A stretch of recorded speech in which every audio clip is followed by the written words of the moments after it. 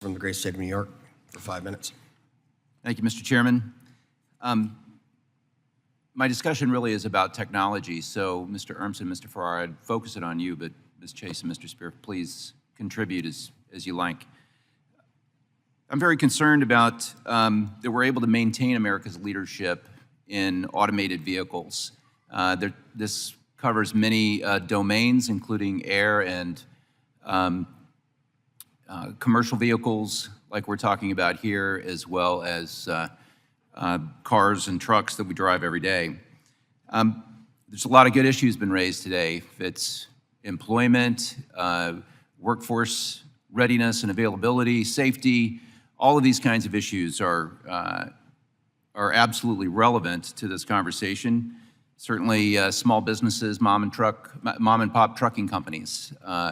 Lots of important things that have been discussed. But my focus today is really to draw attention again to America's leadership, and specifically ensuring that we have a strong supply chain here in America to support the growth of this industry. Simply put, I want American workers building automated vehicles in America, and I want them supplied with American components that also are built right here. And one of the key things that I'd like to focus on specifically is the amount of data that is generated by automated vehicles. I've often heard them described as rolling data centers. There was a quote from the former CEO of Intel who said that automated vehicles will generate 4 terabytes of data per day. And I can say that that's 16 times more than the storage I have on my relatively modern iPhone. That's a lot of data, and we're seeing that actually pervasive throughout our entire economy and throughout the digital economy. There are a number of kind of chips that go into these vehicles. Some cost just a few cents. Maybe it's in our cars today, like an oxygen sensor. But increasingly, we have very sophisticated computer chips required to process artificial intelligence, machine learning, very complex calculations in real time, certainly for safety. But along with that, and as you may know, if I can point again to some common standard like our iPhones, we have a chip, a logic chip, if you follow that kind of thing, an A7, an A8, whatever the latest is. But then you have storage and memory.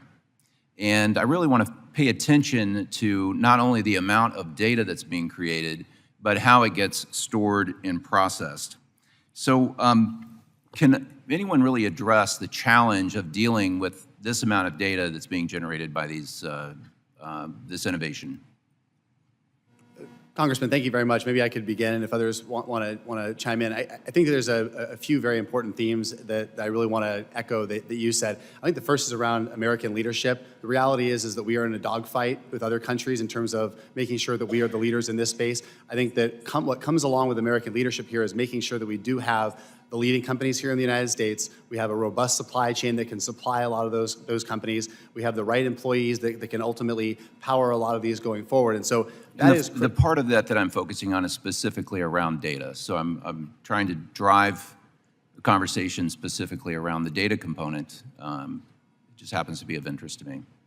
And certainly you're correct that these AVs are ultimately gathering a lot of data and using a lot of data. Something that the computing power is obviously tremendous, and so the industry is very committed to making sure that we're protecting that, making sure that we have the ability to deal with things like privacy, deal with issues with law enforcement. That's a core value of the industry.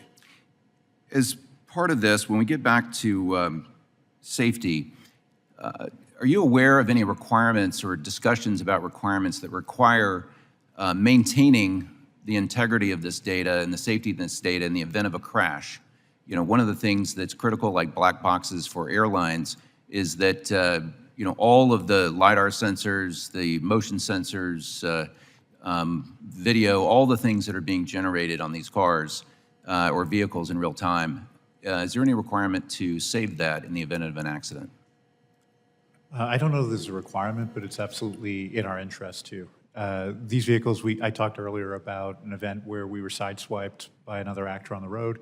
From that, we were able to understand that the vehicle behaved appropriately, or at least our vehicle behaved appropriately, exactly when the event occurred, all the situation around it. And it allows us to both make our system better and better understand the events that happened. Thank you all for your time. I know that many of you will be traveling by aircraft, and I would just point out that those aircrafts are highly automated and that the pilots do very little, even all the way to approach. So I think if you trust your air travel with automation, I think we can probably trust our road travel with automation in the future. Thank you. Thank you, Mr. Williams. Chair